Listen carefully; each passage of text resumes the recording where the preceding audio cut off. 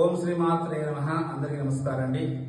ఈరోజు మీ యొక్క ఆదర అభిమానంతో అందరికీ మరి ఒకసారి శతకోటి వందనాలు తెలియజేస్తూ మీ యొక్క స్పందన అమోఘం కాబట్టి ఇంకా కొత్త కొత్త వీడియోస్తో వస్తున్నాను. ఈరోజు మనకు దక్షిణాన మధ్యలో ఉన్నటువంటి వారు ఎవరు అంటే యమధర్మరాజు. వీరి యొక్క పత్ని వచ్చేసి శ్యామలాదేవి. దక్షిణానికి మధ్యలో ఉండేవారు ఎవరు? శ్యామలాదేవి, యమధర్మరాజు. అయితే ఈ యముడు ఏమి చేస్తాడు? ఇంట్లో వాస్తు పరంగా సౌత్ తీసుకుంటే ఏం కష్టాలు వస్తాయండి? సౌత్ ఎందుకు తీసుకోవాలి? సౌత్ గేట్ పెడితే ఏం ప్రాబ్లము అని చాలా మంది అడుగుతూ ఉంటారండి. అష్టదిగ్బంధన పెట్టుకొని ముందుకు వెళితే కొంచెం వరకు అయినా తగ్గుతుంది.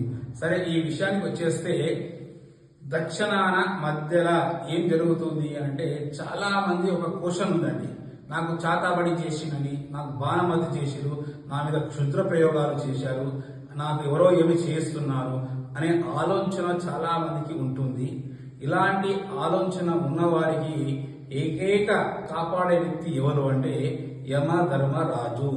ధర్మంతో ఉన్నవారికి ధర్మంతోనే ఉండించేవాటి వాడు యమధర్మరాజు. కాబట్టి మనం ధర్మంగా ఉంటే అవతల వాడు ఏమి చేసుకున్నా ఏమీ కాదు. మనము ధర్మం తప్పి ఒకటి కడుపు మీద కొట్టి వాని ఆస్తులు పాస్తులు తీసుకొని ఉంటే ధర్మరాజు కూడా ఏమి చేయలేడు. కాబట్టి ధర్మంతో ఉన్న వారికి ఎల్లా వేళలా కాపాడేటువంటి వాస్తు పురుషుల్లో మూడవారు ఎవరు? యముడు. అయితే ఈ దిక్కున దర్వాజను ఎందుకు పెట్టుకోకూడదు అని అంటే మనకు పూర్వకాలంలో కొన్ని చెప్పడం ఏం జరిగిందంటే ఎవరైనా పోయి ఉంటే దక్షిణానికే అది ఉంటుంది. ఏమంటారు? శ్మశానం. దక్షిణానికి ఏముంటుంది? ఊరికి అవతల శ్మశానం ఉంటుంది అని పెద్దలు తెలియజేస్తున్నారు. అదేవిధంగా మనకు దక్షిణాన్ని ఎవరుంటారు? ఆంజనేయ స్వామి. కాపాడడానికి ఆంజనేయ స్వామి ఉంటాడు. మళ్ళీ దక్షిణానికి ఉండేవారు ఎవరు? కాళికాదేవి, రుద్రుడు.